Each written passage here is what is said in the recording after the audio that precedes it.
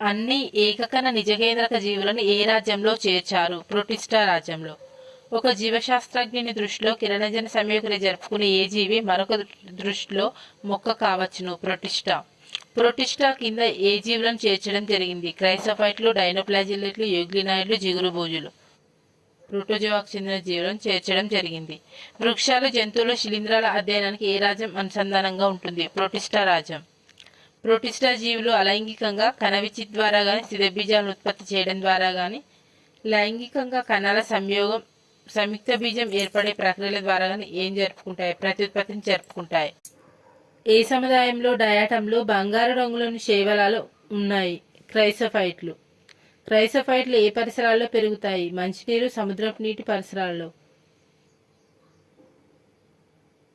దేనిలో కణకవచం రెండు అతివ్యాప్తమైన పలుచని పెంకు వంటి నిర్మాణాలను కలిగి ఉంటుంది? డయాటంలలో.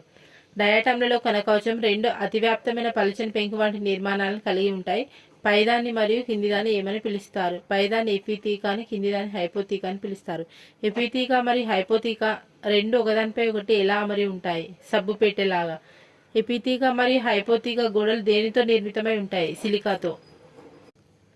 డయాటంలో అవి నివసించే ఆవాసాలలో అత్యధిక పాలలో కణకవచ నిక్షేపాలు మిగిలి ఉంటాయి. బిలియన్ల సంవత్సరాలుగా ఇటువంటి పదార్థాల సంచయనాలను ఏమని పిలుస్తారు? డయాటమేషియస్ మృత్తిక లేదా కైసిల్గర్ అని పిలుస్తారు. డయాటంలు శైవలాలు సిలికాని కలిగి ఉండడం దేనికి వాడతారు? పాలిష్ చేయడానికి, ద్రవాల్ని వడగట్టడానికి వాడతారు. నిర్మాణ సౌష్టం ఆధారంగా డయాటంలను ఎన్ని రకాలుగా వర్గీకరించారు? అవి ఏమిటి? రెండు రకాలుగా వర్గీకరించారు. కేంద్రీయ సౌష్టం ఉన్నవి సెంటరిన్ డయాటంలు, ద్విపార్శ్వ సౌష్టం ఉన్నవి పెన్నెల్లిస్ డయాటంలు. డయాటంలు ద్విధా విచ్ఛితి ద్వారా మరియు సంయోగ బీజాలు ఏర్పరచడం ద్వారా ఏ ప్రత్యుత్పత్తిని జరుపుకుంటాయి? ద్విధా విచ్ఛితి ద్వారా అలైంగిక ప్రత్యుత్పత్తి, సంయోగ బీజాలు ఏర్పరచడం ద్వారా లైంగిక ప్రత్యుత్పత్తి జరుపుకుంటాయి. లైంగిక ప్రత్యుత్పత్తి ఫలితంగా ఏం ఏర్పడతాయి? అవి ఏ సిద్ధ బీజాలు.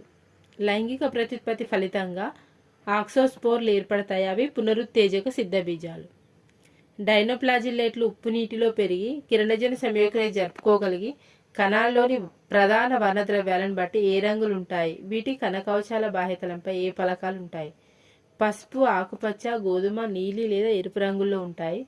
దృఢమైన సెల్యులోస్ ఫలకాలు ఉంటాయి.